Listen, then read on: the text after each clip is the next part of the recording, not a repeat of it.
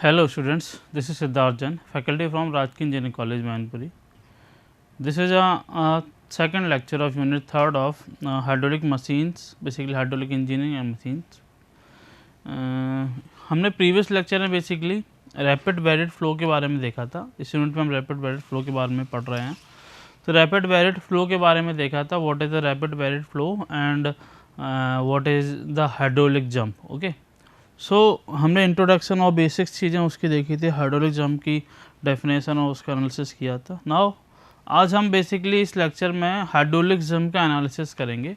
उसके साथ ही साथ कुछ बेसिक्स इक्वेशंस को भी देखेंगे जो हम प्रीवियसली बेसिकली आप लोग पढ़ के आए होंगे प्रीवियस स्टार्टिंग क्लासेस में, फर्स्ट सेकंड यूनिट में. बट उसको थोड़ा सा हम देखेंगे क्योंकि वो चीज़ें यहाँ पर भी इंक्लूड होंगी जिससे रिलेशनशिप बनेंगे. Okay, so first of all हम दोबारा एक बार हाइड्रोलिक जंप को या रैपिड वेरिड फ्लो को समझ लेते हैं.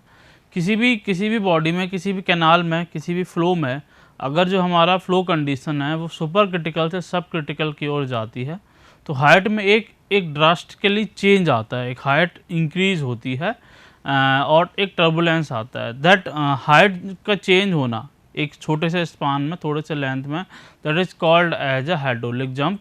और इस फिनोमेना को बेसिकली, इस पूरे फिनोमेना को मीन्स एक छोटे से स्पान में डेप्थ का चेंज होना, डेप्थ का ड्रास्टिकली चेंज होना is called as a rapid varied flow. Okay, ये जनरली हमारे स्लूज गेट के बॉटम, स्लूज गेट या कैनाल के बॉटम पे आकर करता है.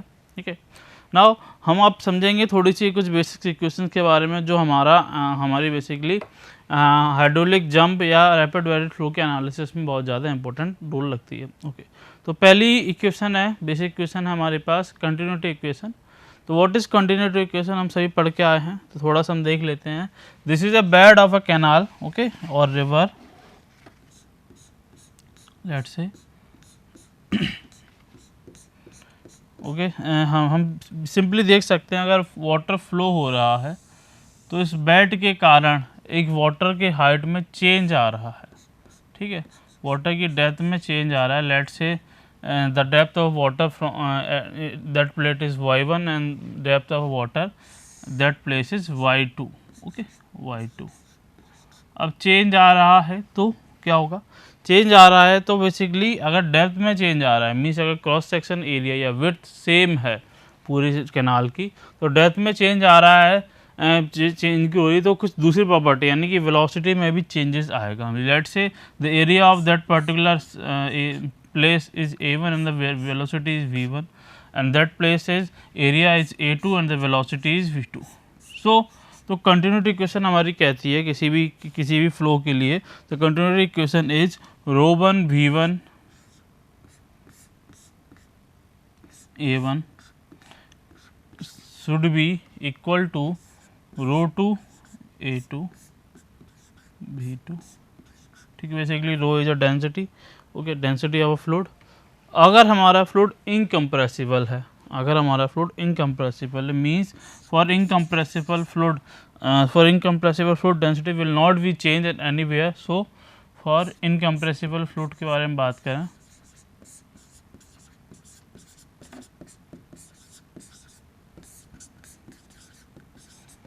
करें, तो ρ1 will equal to ρ2. Density same हो जाएगी, तो हमारी इक्वेशन क्या बन जाएगी, a1 v1 is equal to a2 v2. ये आप पहले कभी पढ़ के आए होंगे, कोई दिक्कत नहीं है, ये पढ़ के आए होंगे. तो this is a continuity equation for incompressible fluid या फ्लो. बट जनरल इक्वेशन की बात करें तो जनरल इक्वेशन हमारे पास ये होगी जहाँ डेंसिटी को भी इंक्लूड करते हैं. This is a continuity equation of the flow. ठीक है, ध्यान रखेंगे जहाँ पर ρ1 is the density of a fluid at one place, this is a one location, this is second location, one location. v1 is a velocity and a1 is a area of flow at first location, and ρ2 is a density of a fluid and second location, a2 is a area of flow. Basically v2 is a velocity of flow. Okay, this is the first basic equation. Now the second equation is a momentum equation. This is a very important equation. Okay, momentum equation क्या कहती है पहले समझते हैं.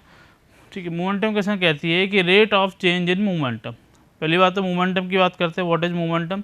Momentum is a mass into velocity, means multiplication of the mass and velocity. अगर हम momentum को m से रिप्रेजेंट करें तो m हो जाता है m इंटू वी। इसको और अच्छी तरीके से रिप्रेजेंट करें तो हम बोल सकते हैं rho into Q into V, means m को हम चेंज कर लेते हैं रो इंटू क्यू में, ठीक है। जैसे rho Q V, this is a momentum. तो क्या कहता है basically, sorry, rho into m into V is अ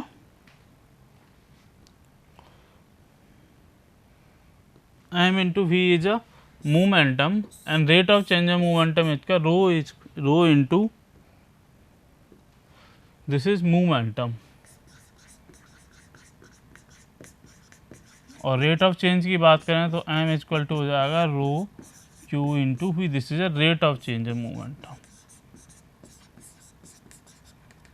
ठीक है। तो rate of change of momentum क्या कहता है बेसिकली, मोमेंटम इक्वेशन क्या कहती है? मोमेंटम इक्वेशन कहती है कि rate of change of momentum in any direction will equal to the force applied in that direction, ठीक है। मींस अगर हम किसी डायरेक्शन की बात करते हैं, किसी फ्लूइड की डायरेक्शन की बात करते हैं, तो उस डायरेक्शन में जो rate of change of momentum हो रहा होगा वो हमेशा उस डायरेक्शन में जो फोर्स अप्लाइड है, नेट फोर्स अप्लाइड है, उसके बराबर होगा, ठीक है। तो हम एक सिस्टम लेते हैं, बेसिकली एक कंट्रोल वॉल्यूम लेते हैं, this is A control volume, इसको लेते हैं कंट्रोल वॉल्यूम। कंट्रोल वॉल्यूम लेते हैं और कंट्रोल वॉल्यूम में फ्लो की स्टडी करते हैं, ठीक है।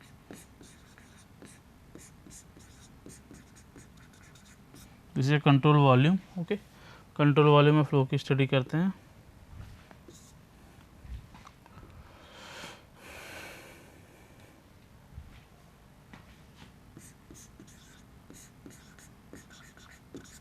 ओके, ठीक है। तो हमारे पास एक फ्लो जा रहा है जिसमें यहाँ पर एक प्रेशर जनरेट हो रहा होगा, the pressure is P1, okay. इस कंट्रोल वॉल्यूम के अपोजिट साइड अगर प्रेशर P1 है तो उसका रिएक्शन भी आ रहा होगा, the pressure is P2, reactive pressure is P2, okay. इस कंट्रोल वॉल्यूम में जो फ्लूइड है, फ्लूइड का जो वेट होगा वो नीचे के डायरेक्शन में लग रहा होगा बेसिकली W, बट हम इस डायरेक्शन में बात कर रहे हैं, इस डायरेक्शन में rate of change of momentum की बात कर रहे हैं, तो उस वेट का एक कंपोनेंट यहाँ पर देखना पड़ेगा which is equal to the W sine theta, okay. And friction भी लग रहा होगा बेसिकली, अगर फ्रिक्शन फोर्स है तो फ्रिक्शन फोर्स को हम देखेंगे इस डायरेक्शन में F, okay. This is basically forces जो एक कंट्रोल वॉल्यूम पर लग रहे होंगे। अब हम इस फोर्सेस को अपने मोमेंटम इक्वेशन में पुट करते हैं। सो मोमेंटम इक्वेशन में कैसे पुट करेंगे? सो हम इस डायरेक्शन से जाते हैं P1 से P2। सो P1 से P2 जाएंगे तो हमारे पास क्या हो जाएगा, P1 plus W sine theta minus P1 plus W sine theta minus this friction force minus P2. This is the net force applied on this control volume will equal to rate of change of momentum. Let's say the first momentum is m2, मतलब second momentum is m2 और change in momentum is m2 minus m1, okay.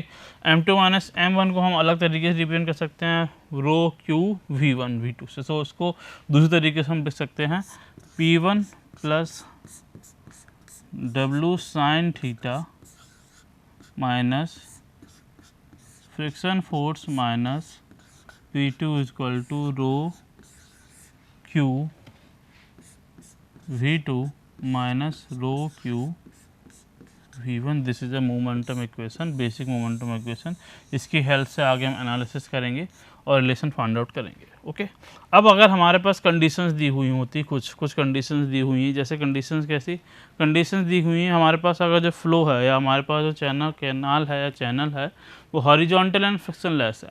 अगर horizontal है तो it's simple सी बात है कि हमारा W sine theta का कंपोनेंट कैसा हो जाएगा, W साइन थीटा हमारा 0 हो जाएगा, क्योंकि ये स्लोपी एरिया में लगेगा, मीन्स केवल W डाउनवर्ड लगेगा, कोई हॉरिजॉन्टल कंपोनेंट नहीं होगा। उसके साथ साथ अगर फ्रिक्शन लेस भी हम अगर मान लेते हैं हम अपने कैनाल को या चैनल को, तो फ्रिक्शन लेस में हमारा फ्रिक्शनल फोर्स भी चला जाएगा, मीन्स FF और W साइन थीटा की वैल्यू 0 हो जाएगी। इस केस में अगर हम बात करें, if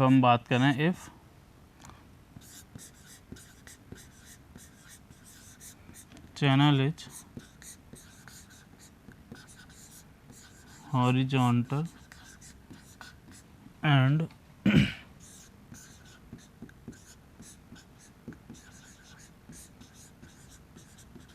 frictionless, then W sin theta will be 0 and frictional force will also be 0. Then equation becomes P1 minus P2 is equal to M2 minus M1.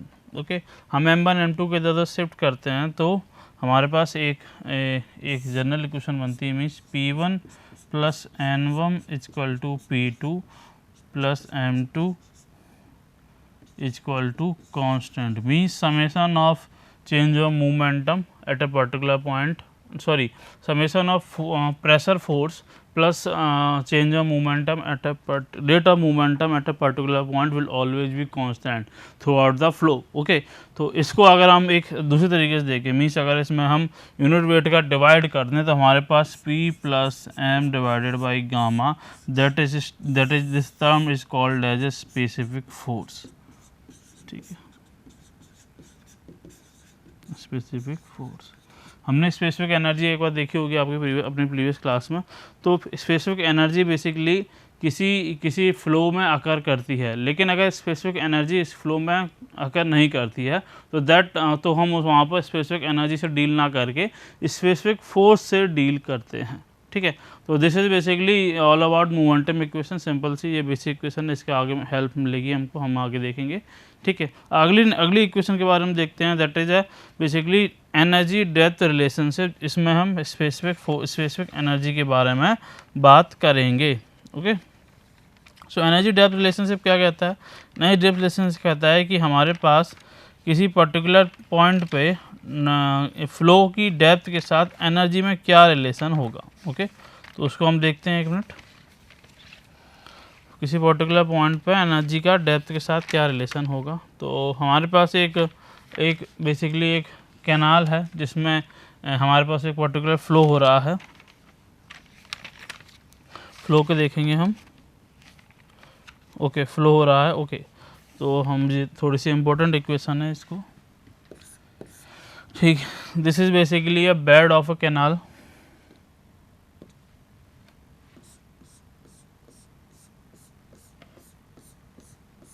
Okay, bed of canal.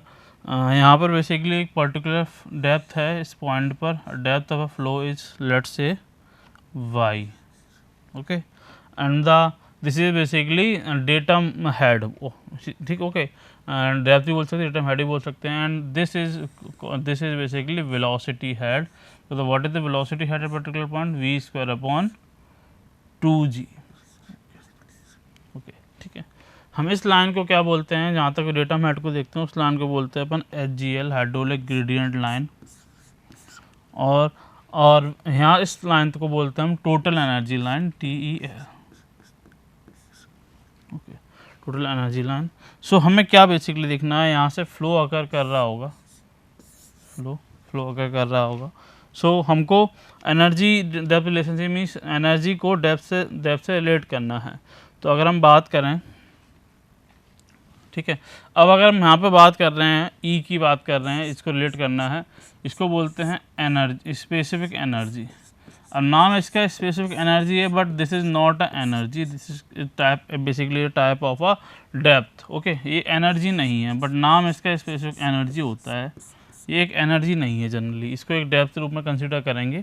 तो अगर हम यहाँ से रिलेशन निकालें, means total energy हो किसी particular point पे देखें, तो what is the total energy at this point? Total energy becomes E is equal to this y plus this v square upon 2g. This is a total energy or this is called as a specific energy at particular point. ठीक है, this is not a energy, this is a force or this is a depth or okay, this is a head. okay, now हम v को distribute कर देते हैं, means v को q के term में देते हैं. तो q हम जानते हैं क्या होते हैं, फ्लो क्या होता है, a into v.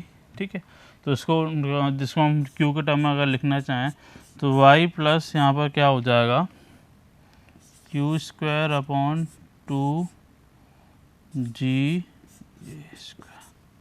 This is also a relationship between the depth and specific energy. Okay, ठीक है. This is basically for a rectangular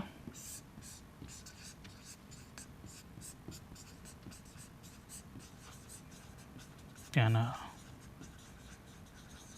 okay, ठीक है. तो किसी पॉइंट पर अगर दूसरे पॉइंट की बात करें तो वहाँ पर अगर वाई डैश डेप्थ है हमारे पास, तो वाई डैश डेप्थ है तो वाई डैश के करस्पॉन्डिंग जो वेलोसिटी हेड होगा it is also V dash square upon 2g. यहाँ पर एक इंटरेस्टिंग चीज़ आप देखो, अगर हम यहाँ पर y को जीरो कर देते हैं, मीन्स डेप्थ को जीरो कर देते हैं, मीन्स इसको जीरो कर देते हैं, तो ई हमारा कितना हो जाएगा? ई हमारा जाएगा ई विल टेंस टू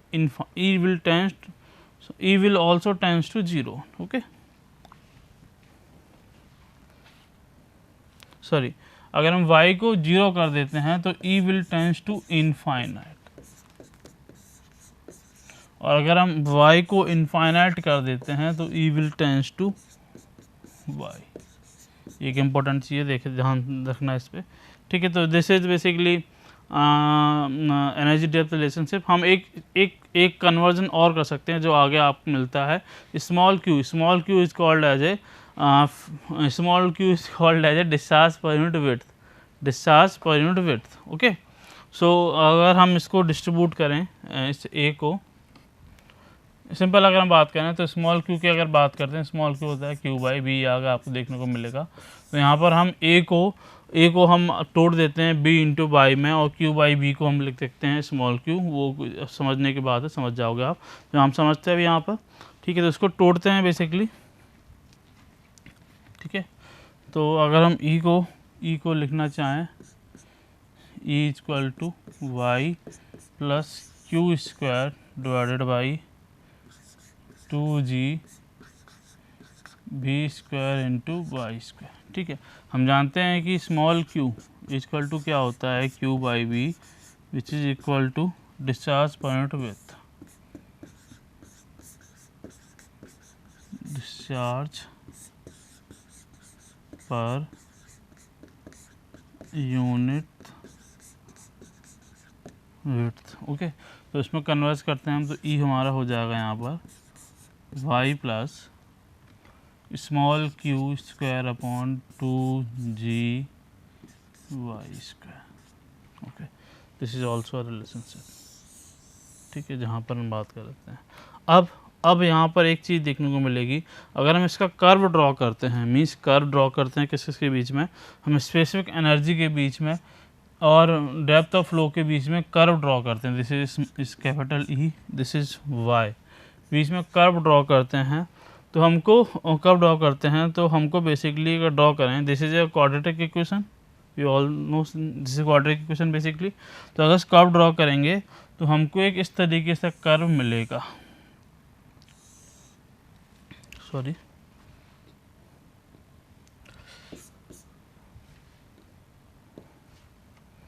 हमको कुछ इस तरीके का कर्व मिलेगा. दिस इज 45, मीन्स 45 का मतलब है ये लाइन क्या रिप्रेजेंट करेगी, E is equal to Y. When Y tends to infinity then E is equal to Y. Okay, ठीक है. This is a curve. अब अगर हम बात करें इसकी एनर्जी की, इस कर्व में एनर्जी की, तो इस कर्व में मिनिमम एनर्जी कहाँ पर होगी, मिनिमम एनर्जी होगी इस पॉइंट पर. दिस पॉइंट पर हमारी एनर्जी कितनी होगी, ई मिनिमम. और अगर हम इस मिनिमम के अलावा कोई भी किसी भी इस कर्व को किसी भी एनर्जी के लिए कट करते हैं, तो एक ध्यान देखने की बात है कि वो एनर्जी इस कर्व को 2 पॉइंट पर कट करेगी, मीन्स 2 डेप्थ पर कट करेगी, 2 डेप्थ पर कट करेगी. सो हम बोल सकते हैं कि एक पर्टिकुलर स्पेसिफिक एनर्जी के लिए हमारे पास कोई 2 डेप्थ मिलती हैं. ठीक है, सो वो हमारी एक डेप्थ हो जाएगी बेसिकली सुपर क्रिटिकल डेप्थ और दूसरी डेप्थ हो जाएगी subcritical depth. Okay, these depth basically यही डेप्थ आपकी हम कहलाते हैं alternate depths. y1 and y2 are the alternate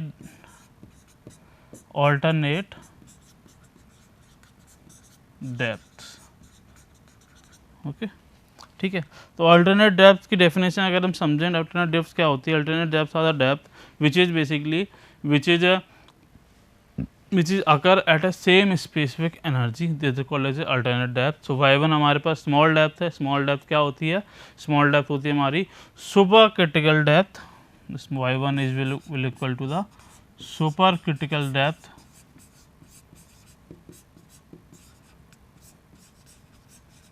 and y2 will becomes equal to the subcritical depth. Okay, subcritical depth हो जाएगी। और मिनिमम स्पेसिफिक एनर्जी पर जो डेप्थ मिलती है वो समझ गए होगा आप कैसी डेप्थ होती है, वो डेप्थ होती है हमारे पास क्रिटिकल डेप्थ। ओके, तो यहाँ पर एक दो डेफिनेशन अगर बात करें तो क्रिटिकल डेप्थ की डेफिनेशन हमारी क्या हो जाएगी, the critical depth is a that depth which is occur at a minimum specific energy, means minimum specific energy पर डेप्थ मिलती है, that is called as a critical depth. और किसी भी स्पेसिफिक एनर्जी पर हमको दो तरीके की डेप्थ मिलती हैं, द फर्स्ट वन दो that depth is called as a alternate depth, basically the first one is a critical depth and second one is a supercritical depth and second one is a subcritical depth. ठीक है, this is basically relationship between the energy depth relationship. Okay, ये हम याद रखेंगे क्योंकि इसको भी हम आगे देखेंगे। इस तरीके से हम फोर्स में भी देखेंगे, स्पेसिफिक फोर्स और डेप्थ के बीच में रिलेशनशिप। बट यहाँ पर वहाँ पर अगर हम फोर्स की बात करेंगे तो वहाँ पर भी एक पर्टिकुलर स्पेसिफिक फोर्स पे दो डेप्थ हमको देखने को मिलेंगी, बट वो डेप्थ हमारी अल्टरनेट डेप्थ नहीं कहलाएंगी। क्या कहलाएंगे उसको हम देखेंगे तब। ठीक है, this is energy depth relationship, basically this is all about. Okay, अब हम थोड़ा सा और देख लेते हैं। अब हम एनालिसिस की तरफ बढ़ने वाले हैं। ठीक है, हमने देख लिया बेसिक्स इक्वेशन की बात कर ली, हम एनालिसिस की तरफ बढ़ेंगे। किसके एनालिसिस, अपने हाइड्रोलिक जंप के एनालिसिस या फिर बोल सकते हैं रैपिड वेरिएट फ्लो की तरफ के एनालिसिस। ठीक है, तो हम सिंपल एक छोटे से पॉइंट की बात करते हैं फिर आगे बढ़ते हैं। ठीक है, तो अगर हम एनर्जी इक्वेशन के टर्म में लिखना चाहें, इसको बनाते हैं, एनर्जी इक्वेशन टर्म में लिखना चाहें, this is a river bed,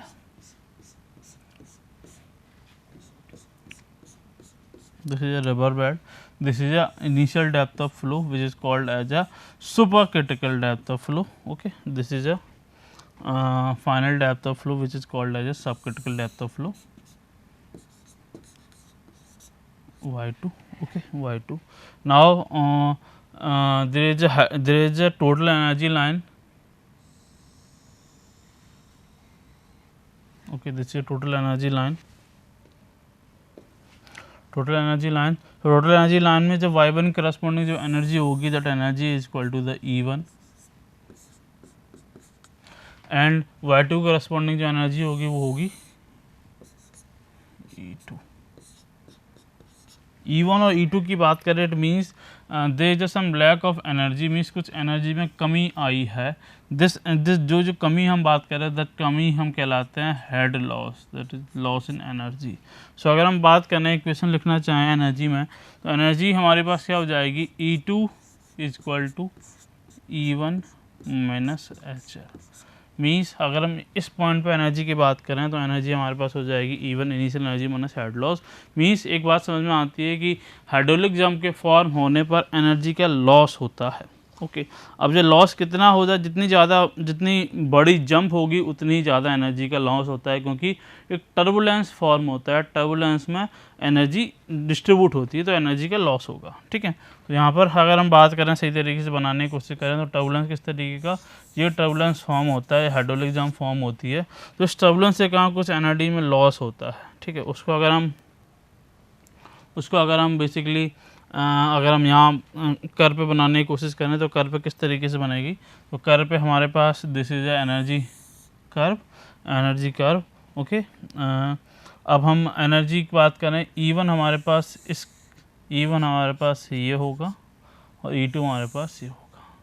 although E1 और E1 पर एक एनर्जी होगी, मीन्स E1 पर एक डेप्थ होगी, सुपरक्रिटिकल डेप्थ होगी, लेकिन हाइड्रोलिक जंप फॉर्म होने के बाद वो डेप्थ अप्रोच नहीं कर पाती है। उसको समझाने की कोशिश करता हूँ मैं थोड़ा सा।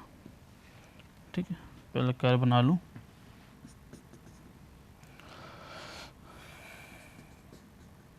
Let's say this is y equivalent, this is y2, this is y1।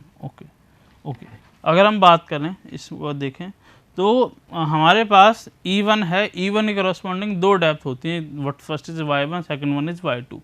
y2 या फिर y इक्विवेलेंट बोल दें, जो इस लाइन के अकॉर्डिंग होगी। बट एनर्जी लॉस होने के कारण जो बेसिकली जो एनर्जी लॉस होने के कारण जो डेप्थ बनती है हमारे पास, वो डेप्थ y इक्विवेलेंट ना पहुंचकर हम दूसरे एनर्जी पर देखनी पड़ती है। तो अगर हम बात करें E1 के करस्पॉन्डिंग जो डेप्थ होगी वो y1, और जो होनी चाहिए डेप्थ वो y equivalent, but head loss के कारण वो डेप्थ E2 पे शिफ्ट हो जाती है और वो डेप्थ होती है y2। ठीक है, आप थोड़ा बहुत समझ में आ गया होगा। सो basically these are the some points which is related to this class. Okay, this is all about today's lecture. We will see the next part in the upcoming lecture. हम alternate depths और conjugate depth के बारे में थोड़ा सा और देखेंगे, उसको हम अपनी क्लास में देखेंगे और इसको थोड़ा समझने की कोशिश करेंगे। So thank you for watching this class. Thank you.